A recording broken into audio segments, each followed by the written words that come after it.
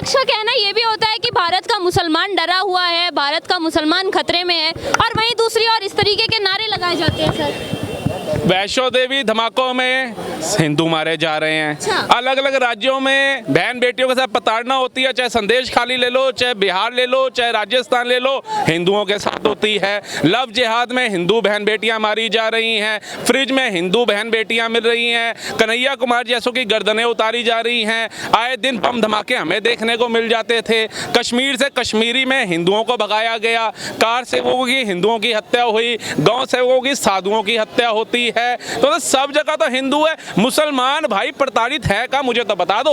यही उनका कहना ये माइनॉरिटी में है, इसीलिए मुसलमान खतरे में है। माइनॉरिटी में अगर असली मायने में देखेंगे तो मुसलमान थोड़ी ना, मुसलमान भाई तो आज 22% हो गए।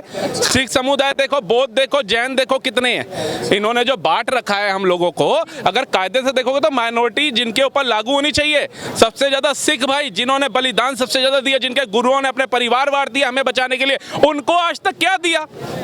उनको क्या दिया? बस वो 2-3% है इसलिए। और मैं तो कहता हूँ उनके ऊपर तो गुरुओं का ऐसा आशीर्वाद है, उन्होंने कभी मांगा भी नहीं। कोई सिख आपको भीख मांगता नहीं दिखेगा, कोई सिख बिना मतलब आपको दंगा करता नहीं दिखेगा, लेकिन जो अपने आप को कहते हैं हम अल्पसंख्यक हैं, वो आए दिन दिखेंगे आपको।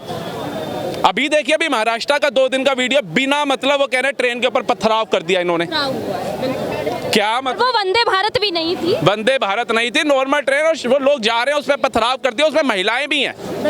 फिर कहते हैं बुलडोजर चलता है, नाजायज होता है हमारे साथ। सर क्या लगता है महाराष्ट्र में भी अब शिंदे सर हैं, उन्होंने भी ध्रुव राठी के ऊपर FIR करवाई है, तो आपको क्या लगता है महाराष्ट्र में भी अब बुलडोजर चलना चाहिए, ऐसे एक्शन लिए जाने? बिल्कुल बिल्कुल चलना चाहिए। हमारे देश के जो अच्छे मुसलमान हैं, अब्दुल कलाम की सोच वाले मुसलमान हैं, उनको भी आवाज उठानी चाहिए कि हमारा ही कोई अंग, हमारे ही कोई धर्म का बंदा भी अगर गलत करता है तो उसके ऊपर सख्त से सख्त कार्रवाई करो। हम हिंदू हैं, होली वाले दिन कोई मुसलमान भाई अपनी फैमिली के साथ जा रहा था, माँ बहन का, उस पर जबरन पानी डाला जा रहा था, वो वीडियो बहुत वायरल हुई। हम हिंदू होकर के हिंदुओं का विरोध किया था, उसमें क्या गलत हुआ?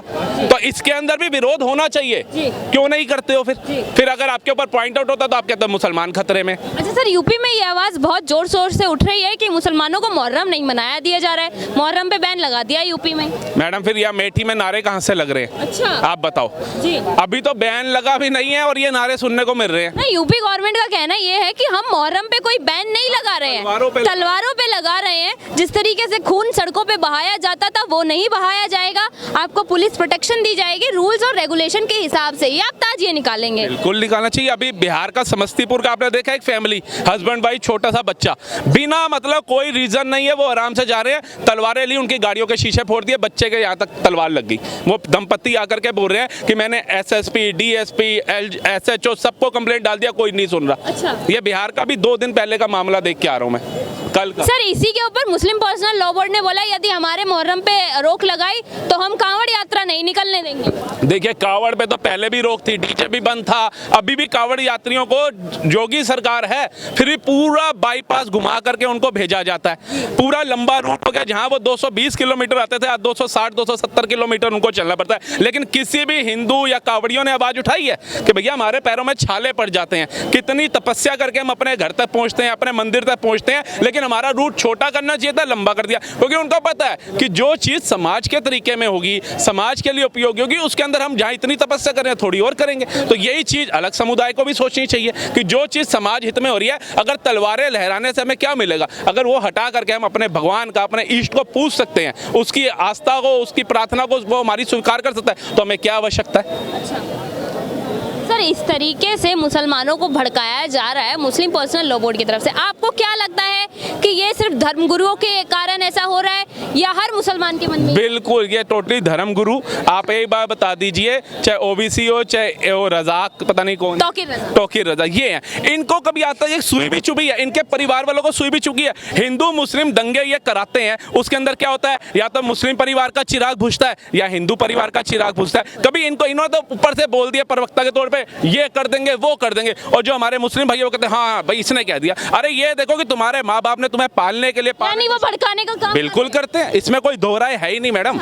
एक बात तो ये भाई खड़े हैं, ये खड़े हैं, मैं खड़ा हूँ, अब हम नॉर्मल खड़े हैं। सर सरकार कोई एक्शन क्यों नहीं लेती है? सरकार एक्शन लेती है तो उसको तानाशाह बोल देते हैं, उसे हिंदू मुस्लिम का दुश्मन बोल देते हैं, उसमें SC ST OBC सब खतरे में हो जाते हैं, उसमें लोकतंत्र खतरे में हो जाता है, उसमें ये तानाशाह बन जाते हैं जैसे वो साउथ कोरिया का है, उससे भी बड़ी उपाधि देते हैं मोदी जी को।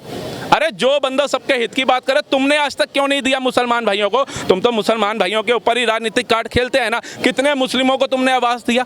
मोदी सरकार के अंदर कितने मुस्लिमों को पड़ा? आप खुद ही देख लो कितनों को मकान मिल गया। रामपुर के अंदर 100% मुस्लिम थे, सबको मकान दिया, एक मुस्लिम ने वोट नहीं दिया। मोदी जी ने आकर के निंदा करी, अमित शाह जी ने निंदा करी, योगी आदित्यनाथ ने निंदा करी, लेकिन जब सोशल मीडिया के माध्यम से लोगों को पता चला तो लोगों ने निंदा करी कि भाई मुस्लिम भाइयों को भी एक वोट चाहिए, देना चाहिए था।